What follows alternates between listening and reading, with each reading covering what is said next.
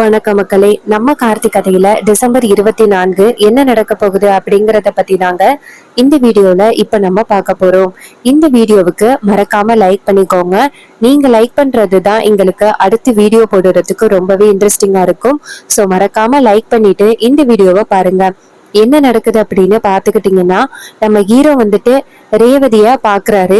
அப்ப நம்ம ஹீரோயின் சொல்றாங்க, இங்க பாருங்க, உங்களை விட்டு என்னால பிரிஞ்சு இருக்கவே முடியாது. தயவு செஞ்சு அம்மாவை எப்படியாவது எதிர்த்து என்ன உங்களோட கூட்டிட்டு போங்க அப்படின்னு சொல்ல, அப்ப ஹீரோ சொல்றாரு, இங்க பாரு, நான் தான் உனக்கு வாக்கு கொடுத்தேன்னு, உன்னை கண்டிப்பா கூட்டிட்டு போறேன் அப்படின்னு. அப்ப ஹீரோயின் சொல்றாங்க, இல்ல, பஞ்சாயத்துல நானே உங்க கூட வாழ முடியாது அப்படின்னு சொல்ற மாதிரி ஆகிட்டு. அப்படி சொல்லும் பொழுது எனக்கு எவ்வளவு வேதனையா தெரியுமா இருந்துச்சு. என்னால கொஞ்சம் கூட வந்துட்டு தாங்கிக்கவே முடியல. எனக்கு ரொம்பவே கவலையா இருக்கு அப்படின்னு. அதுக்கு ஹீரோ சொல்றாரு, இங்க பாரு, உன் சுச்சுவேஷன் எனக்கு நல்லாவே புரியுது. நீ எதுக்காக அப்படி சொன்ன அப்படிங்கறது கூட எனக்கு தெரியுது. இங்க பாரு, நீ கவலைப்படாத, நான் கூடிய சீக்கிரம் உன்னை கூட்டிட்டு போறேன், நம்பிக்கையோட இரு. அப்ப ஹீரோயின் சொல்றாங்க, இல்ல, இந்த வாட்டி நீங்க என்ன கூட்டிட்டு போகல அப்படின்னா நான் கண்டிப்பா தப்பான முடிவு எடுத்துருவேன், என்னை கூட்டிட்டு போங்க அப்படின்னு சொல்லணும். நம்ம ஹீரோ ரொம்ப ஷாக் ஆகுறாரு. என்னடா இது, இவ்வளவு பிடிவாதம் பிடிக்கிறாளே, எப்படி நம்ம இவளை அமைதிப்படுத்துறது அப்படின்னு. அதுக்கு ஹீரோயின் சொல்றாங்க, என்ன யோசிக்கிறீங்க, சின்ன கூட்டிட்டு போங்க அப்படின்னு சொல்ல, அப்போ நம்ம மயிலு ஈஸ்வரியும் வில்லியும் வரத பார்த்துட்டு ரொம்ப அதிர்ச்சி ஆகுறாரு. ஐயோ, சகல வேற உள்ளார இருக்காரே, நம்ம போயிட்டு உடனே சொல்லணுமே அப்படின்ட்டு உள்ளார வந்துட்டு, சகல, இங்க 2 பேரும் வந்துட்டாங்க, வாங்க சகல அப்படின்னு சொன்னதும் ஹீரோயினை பார்த்து, இங்க பாரு, கவலைப்படாத, நான் கண்டிப்பா உன்னை இன்னும் 2 நாளையில வீட்டுக்கு கூட்டிட்டு வந்துடுறேன், நீ என் கூட வாழலாம், சரியா அப்படின்னு சொன்னதும் ஹீரோயினும் சரி அப்படின்னு சொல்றாங்க. அப்புறமா நம்ம ஹீரோ என்ன பண்றாருன்னா, வெளியில வராரு. நேரா அவங்க அத்தைய பாத்துறாரு. ஈஸ்வரி ஹீரோவை பார்த்து, டேய் நில்லுடா அப்படின்னு சொல்ல, அப்ப ஹீரோ நிக்கிறாரு. ஈஸ்வரி கேக்குறாங்க, யாரும் இல்லாத நேரத்துல என் பொண்ணை பாக்கலாம் அப்படின்ட்டு வந்திருக்கியா? உனக்கு கொஞ்சம் கூட வெக்கமாவே இல்ல? இப்படிதான் உன்னை பரமேஸ்வரி வளர்த்தாளா? பார்த்தா பொய் சொல்லி வீட்டுக்குள்ள வந்து எங்க எல்லாரையுமே ஏமாத்துன. இப்போ யாருக்கும் தெரியாம என் பொண்ணை பார்க்க வந்திருக்க. இருந்தாலும் உனக்கு திமிரு அதிகண்டா. யாரையுமே கொஞ்சம் கூட மதிக்கிறதே இல்ல. நேர்மங்கிறதே உன் குடும்பத்துக்கே கிடையாதா அப்படின்னு சொல்லி பேச, அப்ப மயிலு சொல்றாரு, என்னத்தை இப்படி பேசுறீங்க? பாவம் சகல, ரேவதிய பாக்குறதுக்காக வந்திருக்காரு, அவரை போயிட்டு இப்படி பேசுறீங்க. அதுக்கு ஈஸ்வரி சொல்றாங்க, இங்க பாருங்க பெரிய மாப்பிள்ள, இந்த வீட்டுல முன்னாடி எப்படி இருந்தீங்களோ வாய மூடிக்கிட்டு அதே மாதிரி இருந்தா உங்களுக்கு மரியாதை கிடைக்கும். அதை விட்டுட்டு நீங்க ஏதாவது இப்படி பேசணும் அப்படின்னு நினைச்சீங்க, உங்களை சும்மா விட மாட்டேன் அப்படின்னு சொன்னதும் நம்ம ஹீரோ சொல்றாரு, இங்க பாருங்க அத்தை, நான் ரேவதிய பாக்கணும் அப்படின்னு தான் நினைச்சு வந்தேன். தயவு செஞ்சு நான் தப்பு பண்ணியிருந்தானே என்ன மன்னிச்சிருங்க. இதுக்கும் இவங்களுக்கும் எந்தவித சம்பந்தமும் இல்ல. நான் ரேவதிய பாக்கணும் அப்படின்னு ஆசைப்பட்டுதான் இங்க வந்தேன். இவங்க யாரையும் தண்டிக்காதீங்க. அதுக்கு அவங்க சொல்றாங்க, இங்க பாரு, இவங்க எல்லாரும் சேர்ந்து உனக்கு எந்த அளவுக்கு உதவி பண்றாங்க அப்படிங்கிறது எனக்கு தெரியாதுன்னு நினைச்சியா? ஏ ரோகிணி, உனக்கு காஃபி வேணுமா? காஃபி பொய் சொல்லி என்ன கூட்டிட்டு போனீங்கல்ல. ஏ சுவாதி, நீ என் தங்கச்சிய கூட்டிட்டு போனீங்கல்ல. எல்லாருமே சேர்ந்து இவனுக்கு உதவி பண்ணிருக்கீங்க. இங்க பாருங்க, வீட்டுக்கு வாங்க, உங்க எல்லாருக்கும் இருக்கு அப்படின்னு. அப்ப மயிலி சொல்றாரு, அத்தை ஒரு நிமிஷம் நான் சொல்றதை கேளுங்க. ஈஸ்வரி சொல்றாங்க, ஏய் போதும், இங்க பாருடா டிரைவர் பையலே, இப்ப இந்த இடத்த விட்டு போறியா, இல்ல அதிகாரிகளை கூட்டிட்டு வந்து உன்னை கைது பண்ண வைக்கவா? அப்ப ராஜா சொல்றாரு, மாப்பிள, இவளுக்கு பைத்தியம் பிடிச்சிருச்சு மாப்பிள, இவகிட்ட இதுக்கு மேல பேசி எந்தவித பிரயோஜனமும் இல்ல மாப்பிள, நீங்க கிளம்புங்க, இவ கொஞ்ச நெஞ்ச மரியாதையே வாங்கிருவா. அப்ப ஹீரோ சொல்றாரு, சரிங்க மாமா அப்படின்ட்டு அந்த இடத்துல இருந்து போறாங்க. ராஜா ஈஸ்வரிய பார்த்து, இங்க பாரு, ஒரு நாள் நீ பண்றது எல்லாமே தப்பு அப்படின்னு உனக்கு புரியும். அன்னைக்கு நீ என்னதான் வருத்தப்பட்டு மாப்பிள்ளை கிட்ட மன்னிப்பு கேட்கணும் அப்படின்னு நினைச்சாலும் மாப்பிள்ளை கிட்ட மன்னிப்பு கேட்க முடியாம போயிரும் பாரு. அதுக்கு ஈஸ்வரி சொல்றாங்க, இங்க பாருங்க, அவன்கிட்டயா நான் மன்னிப்பு கேட்பேனா? அதற்கெல்லாம் வாய்ப்பே கிடையாது அப்படின்னு சொல்லிட்டு பேசுறாங்க. இது கேட்டதும் நம்ம ராஜா சொல்றாரு, இங்க பாரு, எல்லாம் ஒரு நாள் நடக்கும், நீ கண்டிப்பா அனுபவிக்கதான் போற அப்படின்னு சொன்னதும் ஈஸ்வரி சொல்றாங்க, அதையும் பார்க்கலாம் அப்படின்னு நேரா ஹீரோயின்ட்ட போயிட்டு, இங்க பாரு, அந்த டிரைவர் பையல பார்த்தாதான் நீ கண்முழிப்பியா? இங்க பாரு, அந்த டிரைவர் பையலாலதான் எங்க அம்மா இறந்திருக்காங்க. அவன் நம்ம வீட்டுக்குள்ள வந்து நம்ம எல்லார்கிட்டையும் பொய் சொல்லி ஏமாத்திருக்கான். அவனை போயிட்டு நீ இன்னும் அவன் கூட வாழணும் அப்படின்னு நினைக்கிறியா?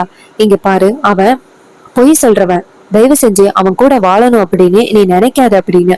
அதுக்கு ஹீரோயின் சொல்றாங்க, என்னம்மா இப்படி சொல்ற, அவரு பாவமா. அதுக்கு ஈஸ்வரி சொல்றாங்க, இங்க பாரு, அவனுக்கு இறக்கம் பட்டது போதும், இதோட நிப்பாட்டு அப்படின்னு சொன்னதும் உடனே நம்ம ஹீரோயினுக்கு ரொம்ப கவலையா இருக்கு. ஹீரோ நேரா வீட்டுக்கு போறாரு. அங்க போனதும் பாட்டி சொல்றாங்க, பேராண்டி என்னையாச்சு? அப்ப ஹீரோ சொல்றாரு, பாட்டி பாட்டி அத்தை என்ன மன்னிக்கிறதுக்கு துளி அளவு கூட வாய்ப்பே இல்ல பாட்டி. அதுக்கு பதிலா நான் ஒரு முடிவெடுத்திருக்கேன். பாட்டி கேக்குறாங்க, சொல்லியா பேராண்டி, என்ன முடிவுன்னு சொல்லி, எதுவா இருந்தாலும் நான் கண்டிப்பா உனக்கு ஆதரவு தரேன். அப்ப ஹீரோ சொல்றாரு, பாட்டி நான் அதிகாரிங்களை போய் பார்த்து என் பொண்டாட்டிய மீட்டு கொடுங்க அப்படின்னு சொல்ல போறேன். உடனே பாட்டி சொல்றாங்க, பேராண்டி நீ போயா, நான் கண்டிப்பா உனக்கு துணையா இருக்கேன். இது கேட்டதும் ஹீரோவும் சரிங்க பாட்டி அப்படின்னு சொல்லிட்டு நம்ம ஹீரோ நேரா அதிகாரிங்களை போய் பாக்குறாங்க. அதிகாரிங்க ஹீரோவை பார்த்து, சொல்லுங்க சார். அப்ப ஹீரோ சொல்றாரு, நான் புகார் கொடுக்க வந்திருக்கேன். அதிகாரிங்க கேக்குறாங்க, புகாரா? யாரு மேல, என்ன புகார் கொடுக்க வந்திருக்கீங்க? அப்ப ஹீரோ சொல்றாரு, சார் என்னோட ஒய்ஃப் என் கூட சேர்ந்து வாழணும் அப்படின்னு ஆசைப்படுறாங்க. ஆனா என்னோட அத்தை என் ஒய்ஃபை என் கூட அனுப்ப மாட்டேங்கிறாங்க. என் ஒய்ஃபை மிரட்டி வீட்டுல வச்சிருக்காங்க. என் ஒய்ஃப் ரொம்ப பாவம், என் கூட வாழணும் அப்படின்னு ஆசைப்பட்டு தவறான முடிவு கூட எடுத்துட்டாங்க. அத்தை பிரிச்சு வச்சதுனால இப்போ என்னோட ஒய்ஃபோட உயிருக்கு ரொம்ப பெரிய ஆபத்து இருக்கு. அந்த வீட்டுல என் ஒய்ஃப் எந்த அளவுக்கு இருக்கிறாங்களோ அதே அளவுக்கு என் ஒய்ஃபுக்கு ரொம்ப பெரிய ஆபத்து இருக்கு. நீங்க தான் சார் எப்படியாவது என்னோட ஒய்ஃபை என் கூட சேர்த்து வைக்கணும், உங்களை நம்பிதான் வந்திருக்கேன் அப்படின்னு. அப்ப அதிகாரி கேக்குறாங்க, சரிங்க சார், இதுல ஒரு புகார் எழுதுங்க, நாங்க போயிட்டு அவங்கள கூட்டிட்டு வரோம். அப்ப ஹீரோவும் சரி அப்படின்னு சொல்லிட்டு புகாரை எழுதுறாரு. எழுதி கொடுத்ததோட அவர் கேக்குறாரு, சாமுண்டீஸ்வரி மேடமா? சரி ஓகே, நாங்க உடனே போய் பாக்குறோம் அப்படின்னு சொல்லிட்டு அதிகாரிங்க கிளம்புறாங்க. நேரா ஈஸ்வரியோட வீட்டுக்கு போறாங்க. ஈஸ்வரி அதிகாரிங்களை பார்த்து, வாங்க சார், எதுக்காக இங்க வந்திருக்கீங்க? அதிகாரி சொல்றாங்க, மேடம் இது மாதிரி உங்க மேல ஒரு புகார் வந்திருக்கு. ஈஸ்வரி கேக்குறாங்க, ஏன் மேல புகார் வந்திருக்கா? யாரு என் மேல புகார் கொடுத்திருக்கிறது? அதுக்கு அதிகாரி சொல்றாங்க, மேடம் இது மாதிரி கார்த்திக் தம்பி தான் உங்க மேல புகார் கொடுத்திருக்காங்க. ஈஸ்வரி ஷாக் ஆகி, என்னது என் மேல புகார் கொடுத்திருக்கானா? அந்த டிரைவர் பையன் என் மேல எதுக்கு புகார் கொடுத்திருக்கான்? நான் என்ன அப்படி அவனுக்கு பண்ணேன்? அதிகாரி சொல்றாங்க, மேடம் அவரோட ஒய்ஃப் இந்த வீட்டுல இருக்காங்களாம்ல, அவரோட ஒய்ஃப அவரு கூட சேர்த்து வைக்காம நீங்க அந்த பொண்ணை ரொம்ப கட்டாயப்படுத்தி வீட்டுல வச்சிருக்கிறதா எங்களுக்கு தகவல் வந்திருக்கு. அதோட அந்த பொண்ணு அந்த பையன் கூட தான் வாழணும் அப்படின்னு சொல்லியிருக்கு. ஆனா நீங்க வாழ விடாம பிரச்சனை கொடுத்ததா எங்களுக்கு தகவல் வந்திருக்கு. இதை கேட்டதும் ஈஸ்வரி ரொம்பவே அதிர்ச்சி ஆகுறாங்க. அப்ப வில்லி சொல்றாங்க, பாத்தியாக்கா, இதுதான் உன் மருமகனோட உண்மையான சுயரூபம். எப்படி வேலையை பார்த்துட்டான் பாத்தியா? இங்க பாரு, உன்னை எப்படியாவது அவன் அவமானப்படுத்தணும், அதுக்காக தான் அவன் இப்படி ஒரு காரியத்தை பண்ணிருக்கான். ராஜா சொல்றாரு, மாப்பிள்ள சரியான முடிவுதான் எடுத்திருக்காரு, நீதான் சட்டப்படி அடங்குவ அப்படின்னு. அதுக்கு ஈஸ்வரி சொல்றாங்க, இங்க பாருங்க, என்ன அதிகாரிங்க கிட்ட புகார் கொடுத்து என்ன அவமானப்படுத்துறான், இது உங்களுக்கு சந்தோஷமா தெரியுதா? அப்ப அவரு கேக்குறாரு, ஏன் நீ மாப்பிள்ள மேல புகார் கொடுத்தியே, அப்ப உனக்கு எதுவும் தெரியலையா? இது கேட்டதும் ஈஸ்வரி சொல்றாங்க, இங்க பாருங்க, தேவையில்லாம பேசாதீங்க. அப்ப வில்லி சொல்றாங்க, அக்கா அவனால என்னக்கா பண்ண முடியும், வாக்கா நம்ம போய் பாப்போம் அப்படின்னு சொல்லிட்டு நேரா அதிகாரிய பார்த்து வரோம் அப்படின்னு சொல்லிட்டு கிளம்புறாங்க. அப்போ மயிலு சொல்றாரு, சகல சரியான முடிவுதான் எடுத்திருக்காரு, அவங்களுக்கு சரியான தண்டனை இதுதான் அப்படின்னு. அப்ப ராஜா சொல்றாரு, மாப்பிள்ள நம்ம நேரா அங்க போவோம் அப்படின்னு ரேவதிய கூட்டிக்கிட்டு கிளம்புறாங்க. அதிகாரிங்க ரேவதிய கூட்டிட்டு வர சொன்னதுனால நேரா அங்க போறாங்க. அப்ப நம்ம ஹீரோ இருக்காரு. ஈஸ்வரி ஹீரோவை பார்த்துட்டு, டேய் உனக்கு எவ்வளவு தைரியம் இருந்தா ஏன் மேல புகார் கொடுத்திருப்ப? அப்ப ஹீரோ சொல்றாரு, இங்க பாருங்க, என் ஒய்ஃப் தப்பான முடிவு எடுத்ததுக்கு நீங்க தான் காரணம். என் ஒய்ஃப நீங்க கூட்டிட்டு போனீங்களே, பாதுகாப்பா பாத்துக்கிட்டீங்களா?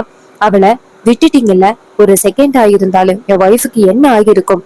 இங்க பாருங்க, நீங்க கண்டிப்பா என் ஒய்ஃப பாதுகாப்பா பாத்துக்க மாட்டீங்க அப்படின்னு எனக்கு தெரிஞ்சு போச்சு. என் ஒய்ஃப என் கூட அனுப்புங்க, அவளுக்கு என் கூட வாழணும் அப்படின்னு தான் ஆசை, அதனாலதான் அவ அப்படி ஒரு முடிவெடுத்தா.